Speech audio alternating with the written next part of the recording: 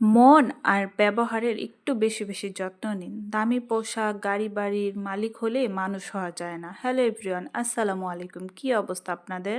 ধরে মা পুঁটি মাছের শুটকি দিবে ভাবতেছিল, কিন্তু ওরকম ভালো মাছ পায় নাই দেখে আর শুটকিগুলো দেওয়া হয় না। অবশেষে দিল। যাই হোক, পরে দুপুরের জন্য রান্না বান্না করবে। এদিকে মা বলল যে সবজিগুলা কেটে নে।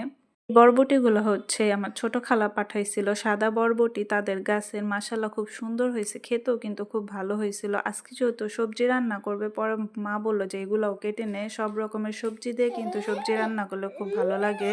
কাজ করতে বসছে আমার রাজকন্যা, না কাজ করলে কি হবে বলো। এই যে আমার রাজকন্যা কিন্তু কাজ করতেছে। এদিকে সবজি কেটে রাখছিলাম, ও একটা একটা করে সুন্দরভাবে সব ব্যাগে ভরতেছে। এখন যে আমি ভিডিওর ভয়েসটা দিতেছি, এখনো কিন্তু ও আমার সাথে কথা বলতেছে, মানে টুকটাক কথা বলতেই থাকে সব সময়।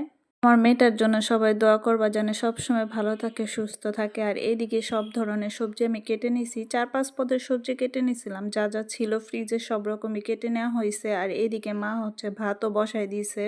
ভাত রান্না করতে তো বেশি একটা সময় লাগে না, খুব তাড়াতাড়ি ভাত হয়ে যায় যদি চালটা ভালো থাকে। আর পুরানো চাল হলে কিন্তু ভাতটা হইতে অনেক সময় লাগে। এদিকে পটল ভাজবে, পটলও কেটে নিছি, মানে ছিলে নিছি। আর এদিকে 2 রকমের মাছ নিছে, নওলা মাছ আর তেলাপিয়া মাছ, এগুলোও রান্না করবে আজকে।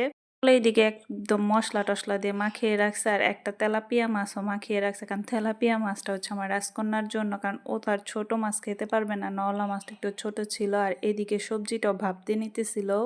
আর এইদিকে কালার বড়ি ভেজে নিচ্ছিল। আর আমাদের সবজি রান্না করলে এভাবে কালার বড়ি না দিলে ভালো লাগে না, এর জন্য কালার বড়িগুলো হালকা তেলের মধ্যে একটু ভেজে নিতেছিল।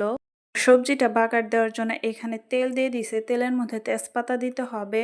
দেওয়ার পরে এখন দিয়ে দিবে হচ্ছে শুকনা মরিচ, কাঁচা মরিচটাও দেওয়া যায়, কিন্তু শুকনা মরিচ দিয়ে বাগার দিতে হবে। তেজপাতা, শুকনা মরিচ তো দেওয়া হয়ে গেছে, এখন দিবে হচ্ছে পাঁচফোড়ন। পাঁচফোড়ন তো সবাই কম বেশি চিনেন, এটা আর কি বলবো, সব এলাকায় সব অঞ্চলেই কিন্তু পাঁচফোড়ন দিয়ে খায় তরকারি বা ডাল। আর এই যে এখানে এখন সবজিটা দিয়ে দিবে। এখানে কিন্তু কোনো রকম আদা রসুন ব্যবহার করে নাই, আদা রসুন ছাড়াই চাইলে বাগারের সময় একটু আদা দেওয়া যায়। এখন হলুদ মরিচ আর হচ্ছে ধনিয়ার গুঁড়া দিয়ে দিবে অল্প পরিমাণে। আর এই যে কালার বড়িগুলোও দিয়ে দিবে। কালার বড়ি দিয়ে ভালোভাবে নেড়েচেড়ে দিতে হবে। আর এখানে কিন্তু সবজির যে পানিটা ছিল ওই পানিটাই দেওয়া হয়েছে, এক্সট্রা কোনো কিন্তু পানি দেওয়া হয় না। এভাবে খেয়ে দেখবেন, সবজি অনেক মজা লাগে, ভাতের সাথেও মজা লাগে, আবার রুটি বা পরোটার সাথেও অনেক মজা লাগে। আর এদিকে ওই যে নওলা মাছটা রান্না করবে, এর জন্য হচ্ছে মা একবারে মশলা, আলু, পেঁয়াজ সব একবারে হাতে মাখিয়ে নিচ্ছে।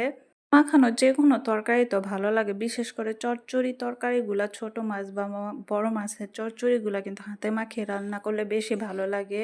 পরে আর আমি কোনো রান্নার ক্লিপ নেই নাই, মা এগুলো রান্না করে ফেলছিল। আমি শুধু লাস্টে দেখলাম যে পুঁটি মাছ ভাজতেছিল, পুঁটি মাছ ভাজার কথাই ছিল না, মা বললো থাক কয়েকটা পুঁটি মাছ ভেজে নিই, খেতে ভালো লাগবে, টাটকা টাটকা তো।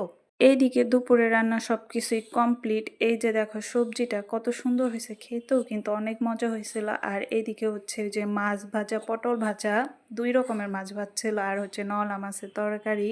ভাত না হলে তো চলবে।